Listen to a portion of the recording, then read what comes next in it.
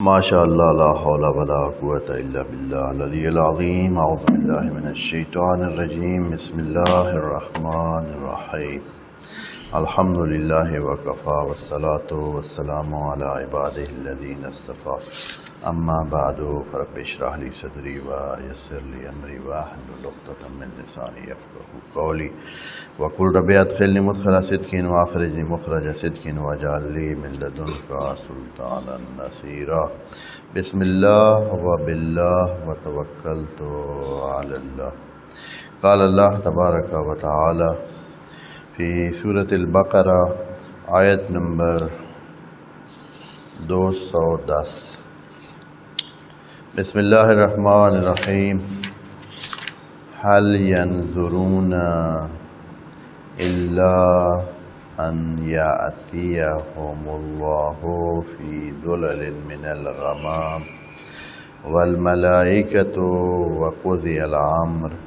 وإلی اللہ ترجع الامور۔ سل بنی اسرائیل کم آتیناہم من آیت بینہ ومن یبدل نعمت اللہ من بعد ما جاءتہ فإن اللہ شدید العقاب۔ صدق اللہ العظیم۔ پچھلی دو چار آیات میں رب ذوالجلال اپنی کلام میں یہ وضاحت بیان کر رہا تھا کہ انسانوں کی قسمیں ہیں اور دو قسمیں بتائی ہیں۔ ایک وہ جو دنیاوی کاموں میں اس لیول پہ ہیں کہ آپ ان کے کارنامے سن کر متعجب ہوں گے، لیکن یہ لوگ حقیقت میں بندے خدا نہیں بننا چاہتے اور بندگی اپناتے نہیں ہیں۔ دوسری طرف ایسے لوگ بھی ہیں جو اپنے من تن دن کو اللہ کی راہ کے لیے، اللہ کی رضا کے لیے، اللہ کے لیے، اس قرب الہی کے لیے قربان اور ایثار کرنا چاہتے ہیں۔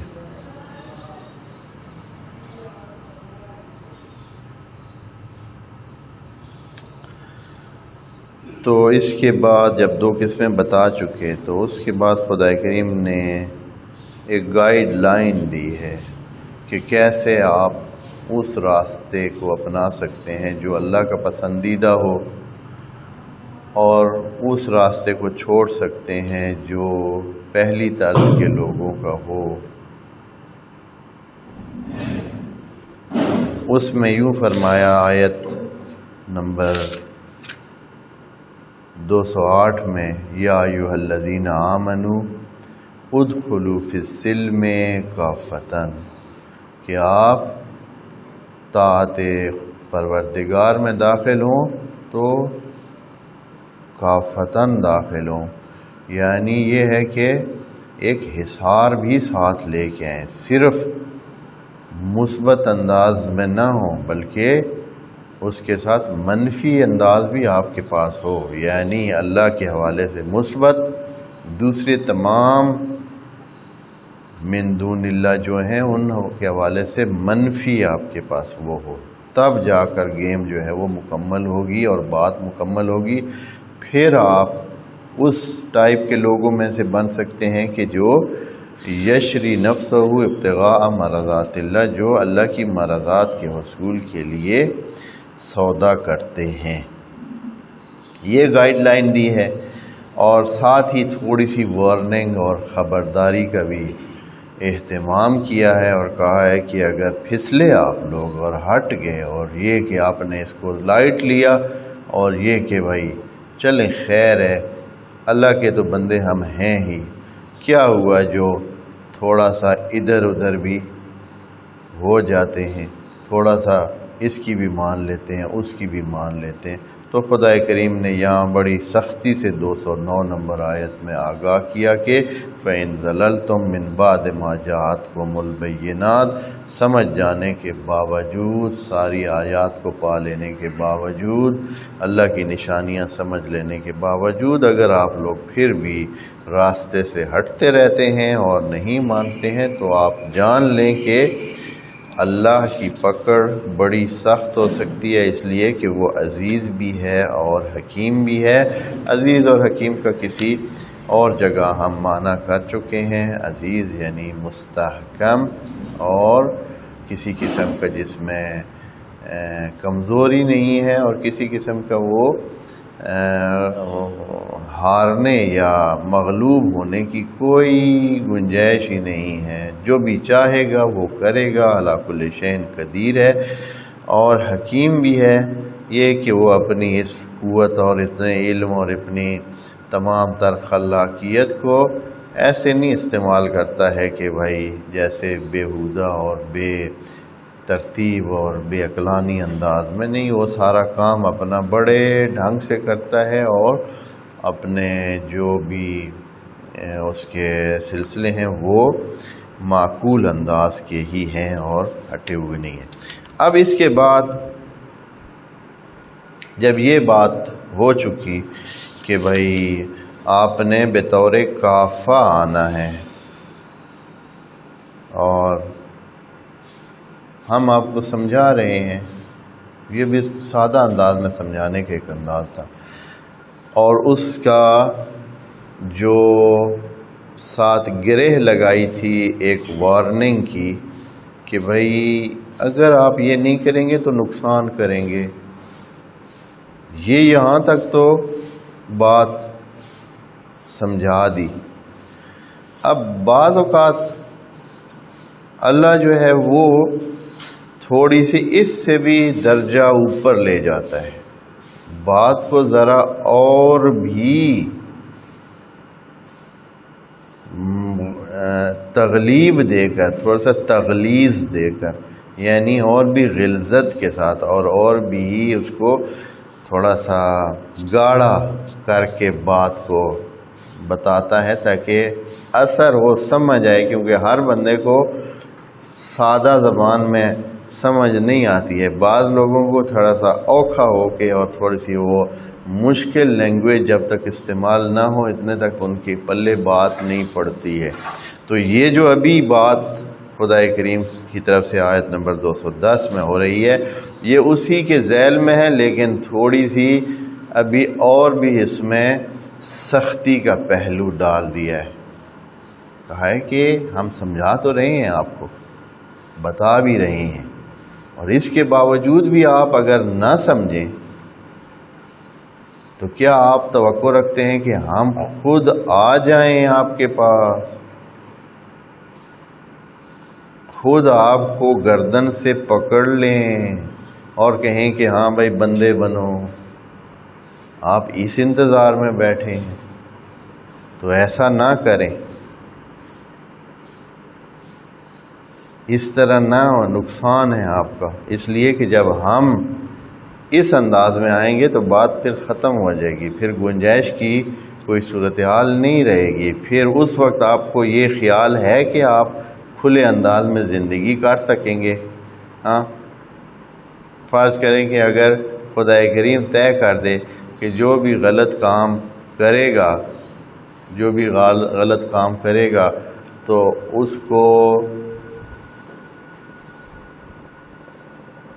مثال کے طور پر وہ اندھا ہو جائے گا، جیسے ہی غلط کام کرے گا اندھا ہو جائے گا، پھر کیا ہوگا جی؟ آپ دیکھیں گے کہ گھنٹے کے بعد سارے کیا ہو چکے ہیں، سارے لوگ، ہر کوئی نہ کوئی ادھر ادھر کی کر رہا ہوتا ہے، تو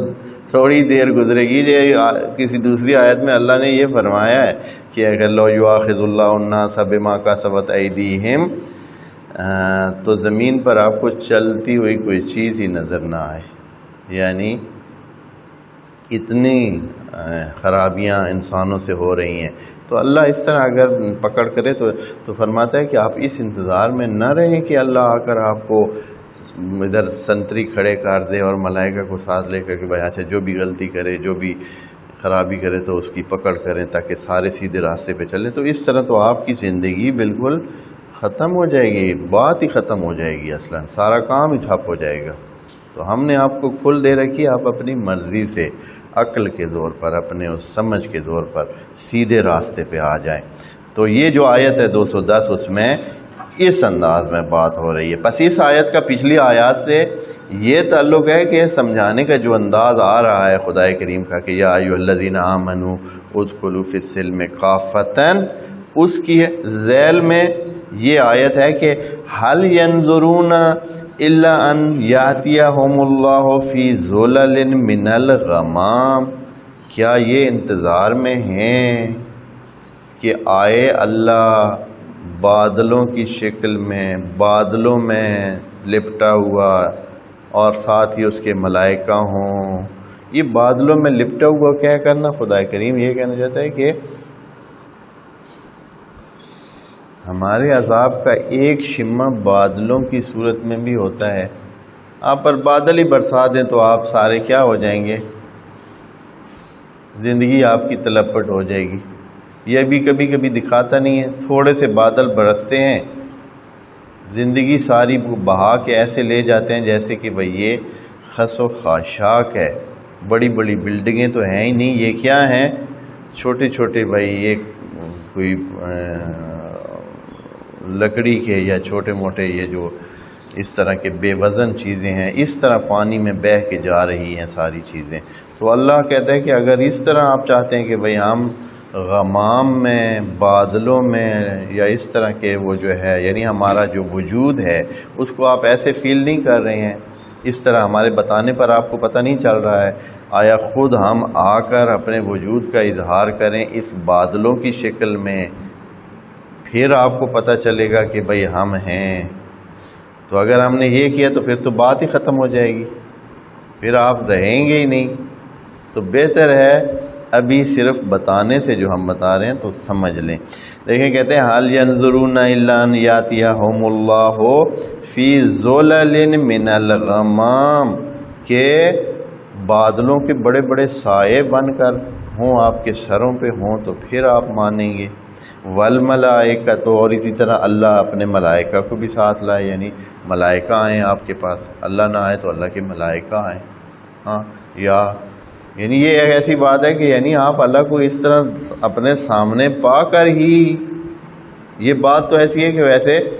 وہ نہیں ہے کہ اللہ ایک وجود مادی رکھتا ہے جو ہمیں دکھے گا یا ہمارے سامنے آئے گا، لیکن یہ ان کے سمجھانے کے لیے کہ آپ آیا اس طرح کے انتظار میں ہیں تو یہ تو نہیں ہونے والا۔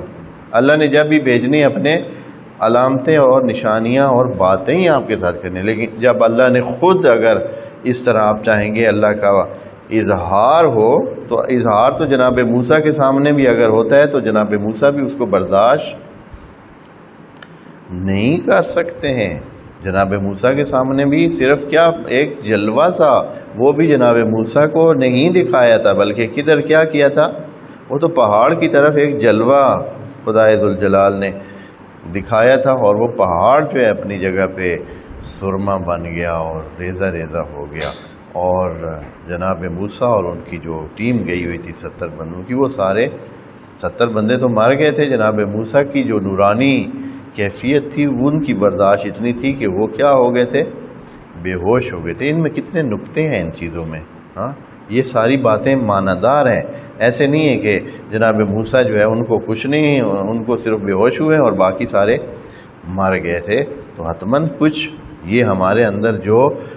نورانیت ہوتی ہے اس کا اپنا یہی اثر ہوتا ہے۔ اور میں دوستوں کو پہلے بتا چکا ہوں کہ یہ جو آخرت کا تصور ہے نا، اس کا تصور یہ ہمیں سمجھانے کے لیے اس طرح بتایا گیا، وَإِلَّا ہے اس طرح کہ ہماری نورانیت ہوگی تو اللہ کی نورانیت کو ہم برداشت کر سکیں گے۔ اگر نورانی نہیں ہوں گے تو کیا ہے، پھر جلنا ہی ہے اور کچھ بھی نہیں ہے، پھر جلنا ہی ہے ہم نے۔ جتنی نورانیت ہوگی اتنا، اور اسی لیے میں کہتا ہوں کہ جو لوگ انبیاء اور اولیاء اور ائمہ کے اس میں بیٹھے ہیں کہ انتظار میں کہ وہ ان کے لیے، بلکہ یہ لوگ سارے ان کے نور سے جلیں گے۔ ایک حیران کن صورتحال ہے کہ خود ائمہ کے نور سے، خود انبیاء کے نور سے بہت سارے لوگ جلیں گے۔ وہ اپنے اصلی حالت میں ہوں گے تو اپنا اصلی حالت میں وہ اتنے نورانی ہوں گے کہ اس نور سے یہ جو گناہ گار ہیں، یہ جو بدکار ہیں، یہ جو خراب لوگ ہیں، یہ کیا ہوں گے، یہ اس نور سے چلیں گے۔ جائے کہ وہ ان کی شفاعت کریں گے، خود وہ ان کا نور ان کو جو ہے وہ جلانے کی اس میں ہوگا، پوزیشن میں ہوگا، یہ ان کو دیکھ کیا سکیں گے؟ لوگ بیٹھے ہیں کہ ہم ائمہ کو یا انبیاء کو آخرت میں جا کر دیکھیں گے اور ملیں گے ان کے ساتھ، کیسے ممکن ہے؟ اصلا ناممکن ہے، اس لیے کہ یہ بندے اور ان کا نور آپس میں میچ ہی نہیں ہوتا ہے۔ وہ صورتحال اس طرح کی ہوگی کہ خود ہی انسان جلے گا، کسی مزید عذاب کی ضرورت کہ بھائی وہ ہو، وہ بھی ایک سمبالک اور علامتی انداز میں خدا کریم نے یہاں قرآن میں ذکر کیا ہے۔ ہو سکتا ہے ہو بھی ایسے ہی، اسی طرح کے سلسلے بھی ہوں گے،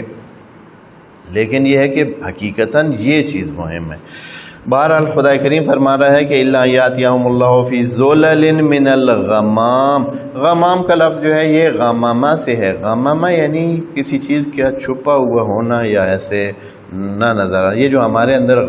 غم کا جو لفظ ہے اردو میں، یہ بھی اسی لفظ سے ہے، یہ غم کے لفظ، یعنی غم ایسی چیز ہے جو اندر انسان کے کیا ہوتا ہے، چھپا ہوا ہوتا ہے۔ جو بھی مغموم ہو یا اس طرح جو بھی چیز کسی خاص قسم کے اس میں ہوتی ہے، چھپی ہوئی ہوتی ہے۔ اور پانی چونکہ غمام، شاید پانی چھپا ہوا ہوتا ہے ان بادلوں میں، پانی تو نظر نہیں آتا ہے نا، حالانکہ ہوتا اندر سارا پانی ہی ہے لیکن پانی نظر نہیں آتا ہے، تو اس وجہ سے شاید غمام کا لفظ ان بادلوں کے لیے استعمال ہوا ہے۔ وَإِلَّا غمام کا مطلب یہ ہے کہ وہ جو ڈھنکی ہوئی اور چھپی ہوئی چیز ہے۔ تو فی ظلل من الغمام، تو بادلوں کے بنے ہوئے جو سائبان ہیں ان میں ہم آئیں، والملائکہ، اور ملائکہ آئیں، لیکن ساتھ ہی کہتے ہیں وقوضی الامر۔ اگر اس انتظار میں ہیں تو آپ کو یہ بھی پتہ ہو کہ جب یہ ہوگا تو پھر قوضی الامر بھی ساتھ ہوگا۔ جب اللہ کا خود سامنے آنا ہوا، یا بھائی خود جلوہ اس کا سامنے آئے، یا اس کی جو وہ مظاہر ہیں جو آپ کو قائل کر سکیں کہ واقعاً ہاں ہمارے ہاتھ سے گیم باہر ہے اور یہاں سب کچھ جو کچھ چل رہا ہے یہ اللہ کے اختیار میں ہے، جب یہ چیز ہم نے آپ پر واضح کرنے کی وہ کی اس انداز میں، تو پھر آپ کہاں باقی رہیں گے؟ وقوضی الامر، بات ختم ہو جائے گی۔ قوضی الامر کا مطلب ہے کہ بات کیا ہے، ختم ہو جائے گی، فائنل ہو جائے گی، اور پھر کیا رہ جائے گا؟ آپ بھی نہیں رہیں گے۔ اور اس کے علاوہ آپ کو کہتے ہیں کہ وَإِلَى اللَّهِ تُرْجَعُ الْأُمُورُ، حقیقت میں ساری باتیں اللہ کی طرف رجوع کرتی ہیں، یعنی آپ اس طرح خاتمے سے پہلے اپنے آپ کو ٹھیک کر لیں۔ اور وہ جو کوئی یہ ممکن ہے یہاں سوال کرے کہ اے اللہ آخر میں سب نے جانا تو وہی ہے، یعنی جب آپ آئیں اور بات جو ہے وہ خاتمے تک چلی جائے، آپ ملائکہ کا اظہار ہو، سامنے جلوہ ہو اور اس جلوے کی وجہ سے ہر چیز ختم ہو جائے، تو خاتمے کی بات ہے۔ لیکن خدا کریم فرماتا ہے کہ اس طرح ہے کہ وَإِلَى اللَّهِ تُرْجَعُ الْأُمُورُ، اگر آپ پہلی طرح ہماری بات مان لیں اور صرف باتوں سے اور سمجھانے سے بات کو مان لیں، تو اس صورت میں بھی تمام امور ہماری طرف آئیں گے، یعنی بات پھر بھی ہماری طرف آئے گی، لیکن وہ اس انداز میں آئے گی اور ایک انتظار کے بعد، ایک ساتھ موقع کے بعد آپ کو اتنا وقت دے دیا گیا، مہلت دے دی گئی، آپ اپنے آپ کو ٹھیک کر کے اور خدا کے بندے بنا کے لے آئیں گے، تو ایک اور صورتحال ہوگی۔ وَإِلَى اللَّهِ تُرْجَعُ الْأُمُورُ۔ اچھا، یہاں خدا کریم نے یہ بات سمجھائی، لیکن انسان ہے نا، جب تک اس کو مثال کے ساتھ بات نہ سمجھائی جائے بات پوری نہیں ہوتی ہے۔ بات جب آپ کرتے ہیں، بات سمجھا لیتے ہیں، ساری اس کی نظریاتی کیفیت کو سامنے رکھ دیتے ہیں، ذہن میں بات آ جاتی ہے، لیکن اس کا عملی نمونہ جب تک سامنے پیش نہیں کیا جاتا ہے یا مثال دے کر بیان نہیں کیا جاتا ہے، تھوڑی سی پھر بھی گنجائش رہ جاتی ہے کہ بات سمجھ پوری نہیں ہے۔ تو یہاں خدا کریم نے بنی اسرائیل کی مثال دے کر کہا کہ آپ ان کو ہی دیکھ لیں، بنی اسرائیل کو ہی دیکھ لیں، سل بنی اسرائیل، پوچھ لیں ان بنی اسرائیل سے کہ انہوں کو بھی ہم سمجھاتے تھے، بتاتے تھے، لیکن وہ نہیں سمجھتے تھے، پھر جب ہماری بات آ جاتی تھی پھر ہم خود انوالو ہوتے تھے، تو تو پھر وہ کیا ہو جاتے تھے، ان کو نابودی کا سامنا ہو جاتا تھا اور خرابیاں ہو جاتی تھی۔ ان کو کتنی آیات ہم نے دی ہیں، وہ نہیں سمجھے ہیں، تو ان کا کیا ہوا ہے پھر ان کے ساتھ جو برتاؤ ہوا ہے 20 دفعہ وہ ذکر ہو چکا ہے کہ کیا کیا ان کے ساتھ سلسلے ہوئے ہیں۔ فرماتے ہیں کہ سل بنی اسرائیل، آپ بنی اسرائیل سے بھی پوچھ لیں کہ انہوں نے اللہ کے بتائے ہوئے راستے کے حوالے سے کیا اپنا رویہ اپنایا تھا، اور پھر اللہ نے ان کے ساتھ کیا برتاؤ کیا۔ کم آتیناہم من آیت، ہم نے ان کو کتنی آیات دی بنی اسرائیل کو، یعنی خدا کریم فرماتا ہے کہ آپ یہ کہ بھائی ہم آیات دیں تو پھر آپ بندے بن جائیں گے، یہ کہانی نہیں ہے۔ آیات کتنی آئی ہیں بنی اسرائیل کو، بنی اسرائیل کو تو اتنی آیات دی ہیں کہ خدا کی پناہ ہے، یعنی اس سے نصف آیات بھی آج کل کے مومنین کو دی جائیں تو سامنے لائی جائیں تو سارے ہی کیا ہو جائیں، مومن ہو جائیں۔ ان کے سامنے فرعون کو زج کیا، کتنے معجزے، خود ادھر مصر میں جب تھے تو آئے ایسے معجزات جو مثال کے طور پر ان کے بنی جو تھے فرعونی، ان کے سارے کھانے میں خون ہو جانا، پانی میں خون ہو جانا، یا مینڈک کا عذاب، ہر جگہ مینڈک، یہاں سے کھانا اٹھایا تو ٹھیک تھا، جب ادھر تک لے آئے ہیں تو مینڈک بن گئے، یا اور کتنے عذاب ان کو دیے ہیں، عجیب کھٹمل کا عذاب، اور دوسرے اور بھی کئی اس طرح عذاب، 9 کم از کم جو ہے 9 عذاب ادھر دیے تھے۔ پھر اس کے بعد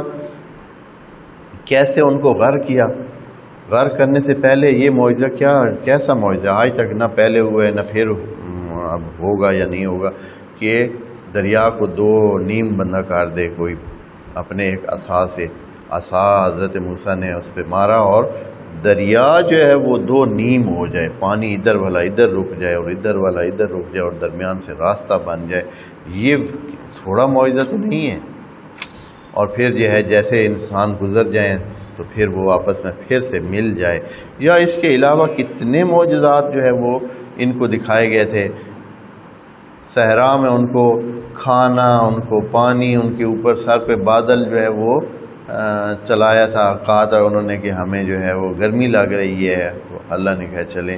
یہ بادل جو ہے وہ ساتھ ساتھ بادل چلتے تھے، وہ چلتے جاتے تھے، ساتھ ہی بادل ان کے سر پہ سایہ کر کے چلتے تھے۔ یہ اس لیول کے معجزات خدا کریم نے ان کو دکھائے تھے، تو کیا پھر وہ مان گئے، بندے بن گئے؟ تو خدا کریم فرماتا ہے کہ اگر کسی نے بندہ بننا ہے، اس کی نیت ٹھیک ہے تو ہم بتا رہے ہیں، سمجھا رہے ہیں، یہی کافی ہے۔ اور اگر اس نے جو ہے نا بدبختی کرنی ہے، اس کے اندر خرابی ہے، وہ ایک متکبر یا اس طرح کا ہے یا ناسمجھ ہے، تو پھر اس نے بندہ نہیں بننا ہے۔ اور اس کی مثال بنی اسرائیل ہے کہ اتنی نشانیاں دینے کے باوجود بھی وہ بندے نہیں بن کے دیے۔ سل بنی اسرائیل، سل آپ دوست جانتے ہیں کہ یہ سالہ کے اس سے امر کا صیغہ ہے، آپ سوال کریں، پوچھ لیں بنی اسرائیل سے، کم آتیناہم، کتنا دیا ہے ہم نے، من آیت، کتنی آیات دی ہیں ان کو، اور آیات بھی ایسے تھیں کہ کوئی چھپی ہوئی یا بڑی مشکل سے سمجھ آنے والی نہ ہی تھیں، بالکل واضح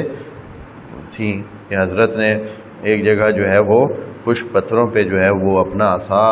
مارا تو وہاں سے کیا پانی نکل پڑا، اور ہر روز کھانا آ جانا باہر سے، یہ